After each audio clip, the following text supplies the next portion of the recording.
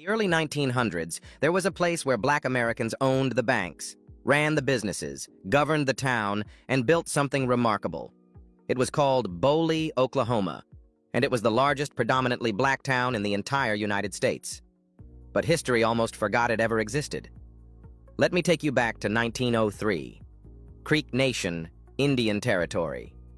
A railroad line, and an opportunity. Three men, Lake Moore, a white attorney, John Boley, a railroad manager, and Thomas M. Haynes, a black entrepreneur from Texas, came together with James Barnett, a Creek freedman, to purchase 160 acres on Barnett's daughter Abigail's land. On September 26, 1903, Boley officially opened for settlement. Within days, hundreds of black Americans started arriving. Sharecroppers tired of the South, entrepreneurs seeking freedom, families searching for a place where they could own something. The growth was explosive.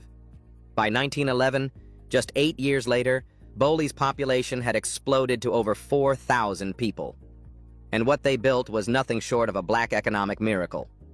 According to historical records, Boley had 2 banks, 4 cotton gins, a telephone company, a power plant, 2 colleges, a tuberculosis hospital, the state training school for Negro boys.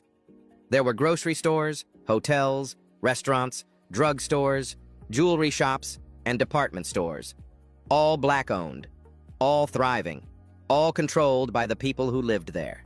This wasn't just a town. This was proof of concept. This was black self-governance in action. In 1905, someone very important came to visit. Booker T. Washington, the founder of the Tuskegee Institute, the man who'd traveled the world. He toured Boley and was so impressed that he proclaimed it, according to historical records, the most enterprising and in many ways the most interesting of the Negro towns in the United States. But there's a quote from Washington that captures the real power of what Boley represented. He said this about the people of Boley: "They have recovered something of the knack for trade that their foreparents in Africa were famous for." Think about that.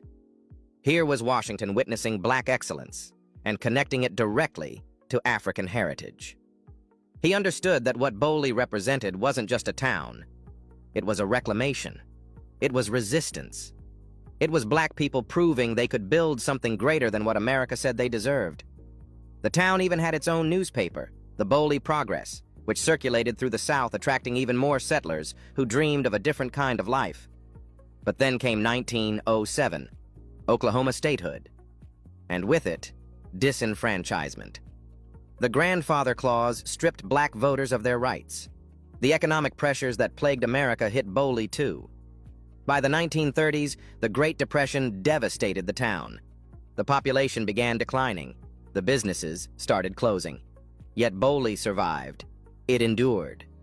And it remains today, mostly black, still home to descendants of its founders, and host to one of the oldest African-American rodeos in the nation every Memorial Day weekend. A tradition since 1903.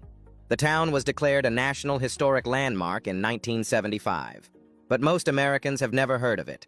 Most history books skip over it. Most classrooms never mention the black town that proved what black people could build when given the freedom to govern themselves. Boley, Oklahoma represents something America doesn't like to acknowledge. That segregation, as brutal as it was, also created spaces where black people built empires, where they owned banks before most white Americans did, where they created colleges, hospitals, and businesses that employed hundreds of people. Boley proves that the problem was never black people's capacity. The problem was always America's refusal to let them exercise it. Today, you can visit Boley. You can walk its streets. You can see the remnants of something extraordinary. You can understand what black excellence looks like when given even the smallest window of opportunity. But here's what, tell me, what surprised you most? That there were black banks? That there were colleges? That Booker T. Washington himself came there? Like this video.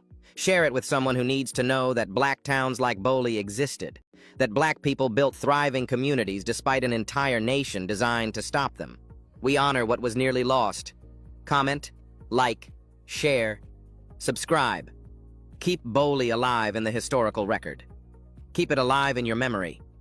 Because a town that once housed 4,000 black Americans in self-governing prosperity deserves to be more than a footnote. It deserves to be remembered as what it was, a crown jewel.